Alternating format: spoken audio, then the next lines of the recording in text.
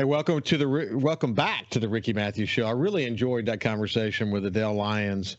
The work that she's done, not just for the Coast Chamber, but in the nonprofit community here in coastal Mississippi, is truly remarkable.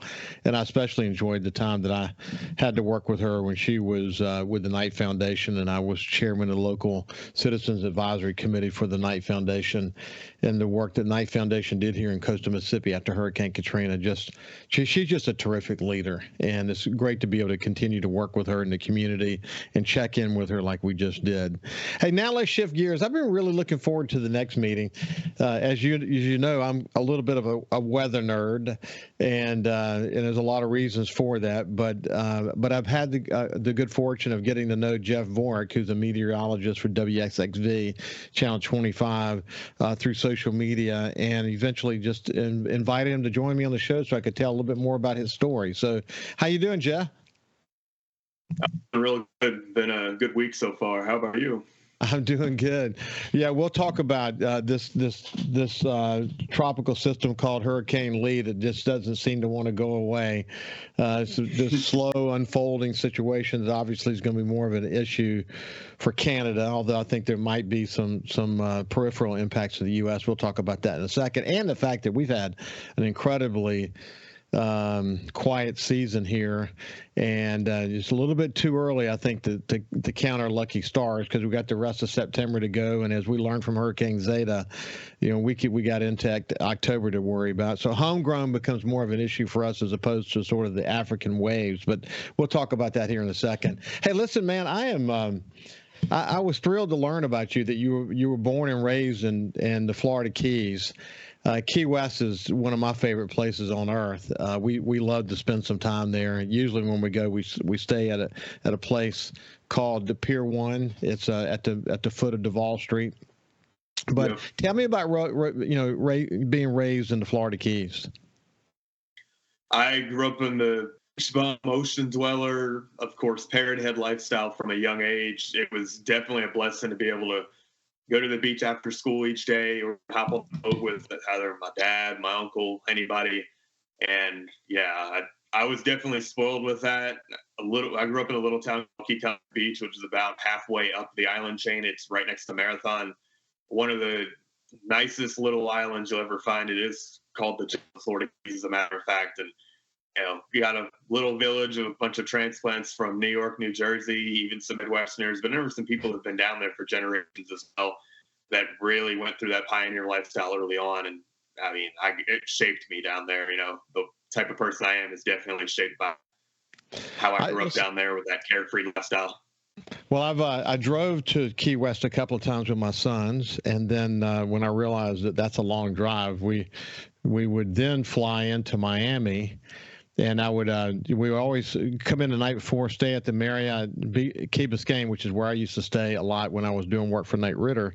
And we'd go to a Nicaraguan steak restaurant called El Rancho's until it closed. And we'd take that drive down to Key West, which is an incredible drive from Miami. And of course, Marathon, wonderful fishing community, seen a lot of growth over the years, as you well know.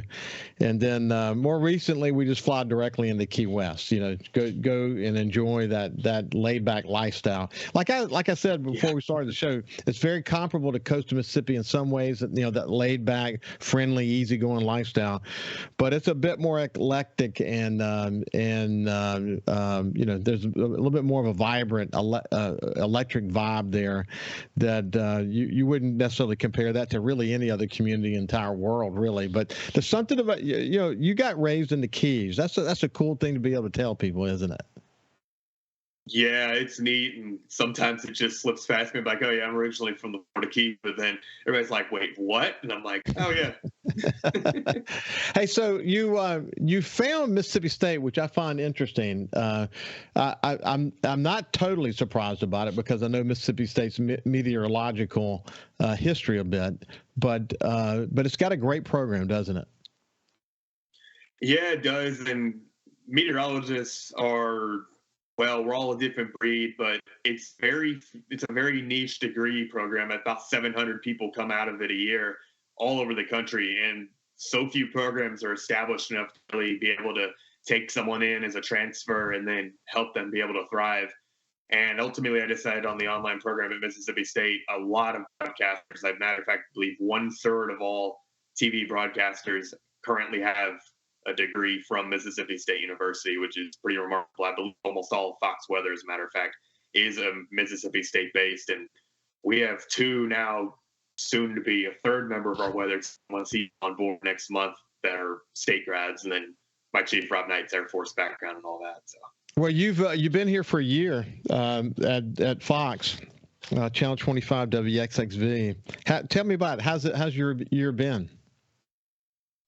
It's been a good one. A lot of learning. Definitely getting to adjust to the TV side of things is hard, but I've gotten more comfortable with it over the last year. Our weather down here, though, you have to go from the summer weather, then you have severe weather season in the fall, mostly winter, and then spring you have to go through all the changes as well.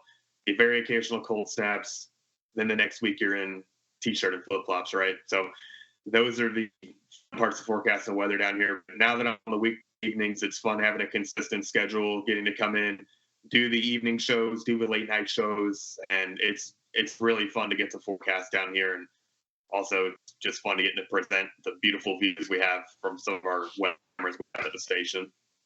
Yeah, and then there's our severe, if not catastrophic, weather history with Hurricanes Camille and Hurricanes Katrina, as I've discussed with the top hurricane chaser in the world, Josh Morgerman, who's also a hurricane historian.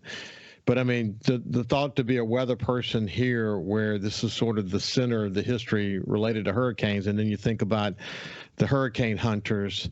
It's always kind of eerie to me when we go out and there's a storm in the Gulf, for example, and you have this constant purr of those engines over at Keesler Air Force Base, which you can hear from my house, and they're taking off and landing, and this constant rotation of planes going out to fly into the storms. But to be here where the hurricane hunters are flying out of, it's a pretty good opportunity for a weather guy, isn't it? Yeah, it is. And day 2 of work last year, actually, when I was still training, I got to go up with the hurricane hunters down Hurricane Ian, actually. And ironically enough, we literally flew over the Keys on one of the last passes we were making into the eye wall. And that was a hell of a storm. And yeah, I've had the opportunity a couple of times to go fly with him. I hadn't done it yet, but I plan to do it. I really want to be able to do that. In fact, Josh and I have talked about. We want to go together, and I'll do a story about it. And he wants to go fly through the eye of a storm, and then come back to, when he lands, go chase it, so he can say that he both flew in it and he also chased it on land. But this guy has an uncanny ability to put himself in a position. He literally holds the world record for the number of storms that he's been in, and uses coastal Mississippi as basically his base station. It's been a weird season so far, though, hasn't it? Yeah, it's been a weird season since last year was on the tail end of a La Nina, as you heard those get thrown around often. Now it's sort of a developing El Nino with very, very hot water. And this isn't just a Gulf problem either. This is all over the Atlantic, particularly in the main development region where Lee had its bout of rapid intensification. But given the fact it's a developing El Nino, that Bermuda high that typically is our curse, our vengeance, sending all these systems into the Gulf, it's weaker this year. Some of the areas now, everything's going north as it should from the main development region, all these Cabo Verde lows and whatnot. Yeah, and it's a good thing. It's a good thing. Oh yeah. Because man, we still have to worry about a seed of some sort getting into the Gulf or the South American gyre, possibly spinning something off. So many storms that we've experienced have come from that. Of course, you got the issue of the fronts going out into the Gulf of Mexico, and something slowly but surely forming off of that. But we got a lot of season left in front of us, don't we, Jeff? Yeah, and we haven't even really gotten into the core of the gyres parts of the season yet. That's usually early October. And yeah, you knew with Zeta, that's how it works. And for me personally, in the Keys, Wilma, that's what that spawned off of. And that's the strongest hurricane ever to be recorded in the Atlantic. And that was the one that was a memorable one for my end of my childhood. Yeah, so that was for those of us, that was the Katrina Rita year. It's hard to imagine that these amazing storms all sort of spun off in the same year. A couple of years later, my sons and I, when we went down there, we went to the Key West Yacht Club, and we had lunch, and we talked to the guys there, and they said, "You didn't know that the water was 5 feet deep right here for Wilma, did you?" I said, "No, we didn't." You know why? Why? Because we didn't want the world to think they couldn't come down here on vacation, man. We just cleaned it up as fast as we could and got on with it. But huge impact from Wilma that most people don't fully appreciate or understand. Hey, when we come back, we're going to continue our conversation with WXXV Channel 25 meteorologist Jeff Vorick, and we'll continue the conversation. We'll see you after this. Welcome back to the Ricky Mathews Show. I should actually say happy birthday, or maybe belated happy birthday, to Jeff Vorick, who's a meteorologist for WXXV. He turned 25 last Tuesday and grew up loving the beach and the ocean and fishing because he grew up in Marathon. Come on now. I mean, Marathon in the Keys. What a great place to grow up. And I envy you for that experience. But, man, I grew up in coastal Mississippi learning the backwaters and offshore fishing and all that coastal Mississippi has to offer. Pretty cool. You know, Jeff, the reason I fell in love with weather, initially it was just about I spent a lot of time boating. I boated offshore and got caught in a couple of really bad storms along the way. And I said, you know what, I need to learn a little bit more about when to go and when not to go. And this is before we had really sophisticated technology that we have today, and learned a lot about fronts and when to pay more attention, how the kind of wave heights are that could create problems for us, when there might be thunderstorms, and I just got more sophisticated as a boat captain to learn those things just so I could keep people safe. But Hurricane Katrina, just a little prior to Hurricane Katrina, became very interested in the tropics. And then and blogs were beginning to come along. You could really study the blogs. And then we nearly got killed by Hurricane Katrina. And that put my learning about tropical systems on steroids. And as you know from the communication that you and I have on the air, I spend a lot of my time just talking to family and friends about when to worry and what not to worry, because as you know, on the internet, especially on social media today, there's a lot of hyping that goes on around storms. And I think part of the role that you play is to bring, some clarity to the hyping. And you see that role too, don't you? Yeah, definitely. You have to be the filter between what these people are putting out on Twitter, Facebook, and whatnot, and the people that are like, oh no, it's not going to be an issue. It's not going to be insert X in storm, right? So usually you have different phases of how you want to not necessarily alert, because that wouldn't be relevant, say 7 or 8 days out. But generally speaking, when you start getting signals that something's going to become an issue, you start thinking, okay, there could be something in the Gulf next week. Then you start just funneling it down, being like, we could have issues from this. You could have power outages.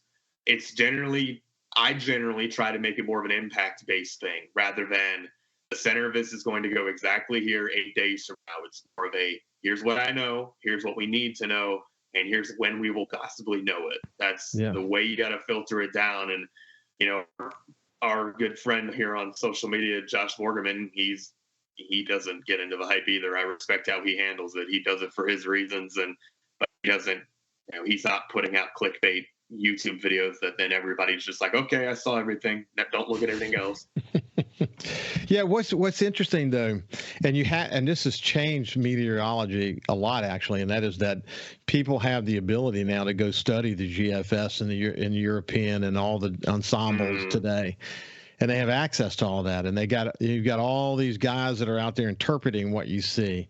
And for a really good example actually is watching Lee as it moves toward the northeast portion of America. It's going to probably go in at Canada. It's going to have some impacts in the U.S., but not significant. But it remains to be seen because we've got several days out before it would make landfall. But what you see is a lot of west casting on a lot of the social media sites. They read one or two models and they want it to go a little bit more to the west, and the more to the west they can make it seem it might go, then they pick up more followers from New York and, and Pennsylvania and Maine and those stations. So they're having to do this. They're a fine line between too much hype and enough hype that they can gain people who are willing to pay to be on their site. You see a lot of that, don't you? Yeah, I see it way too often with a lot of these people in westcasting. That's a new way I've heard that, but wish casting's what some people do as well. And I'll say it with Lee. It's going to be interesting to see how the track of that evolves. Bottom line, if anybody's in the cone, they still need to have an idea. But with this system, which as these systems that move up the East Coast tend to lead to this sentiment, the cone is where the center's going. But when these systems get so geographically expansive, you're going to be impacted well outside of the cone anyway. So I hope that message gets driven home a lot of folks in New England, even if it ends up making that Atlantic Canada landfall that is currently anticipated by the Hurricane Center. Yeah, that's one of the characteristics of those storms that move from just tropical Atlantic into that part of the Atlantic, is that they do tend to get very expansive. And of course, this one's been major, and then kind of came off of that a little bit, and then major again, and this thing has really stood the test of time. It's not going to be a major when it hits up there, but it's like we learned with Hurricane Katrina, it's carrying a lot of water, and as the more expansive the winds are, the more opportunities it is to have more broad-ranging impact. But certainly no impact here in coastal Mississippi by no stretch of the imagination, and we're really lucky. But a lot of people in coastal Mississippi worry because Katrina impacted a lot of people, so they don't like hypers. They want people to just be honest with them. But hey, Jeff, we're out of time, but it's been a pleasure to get to know you better. We'll have you back, especially maybe as we get into maybe get to track in a tropical system, and we'll talk more specifically about that. But it's been a pleasure to get to know you. Thanks for having me. This is fun. Yeah, this has been Jeff Vorick, a meteorologist with WXXV Channel 25. Have a great day, and we will see you tomorrow.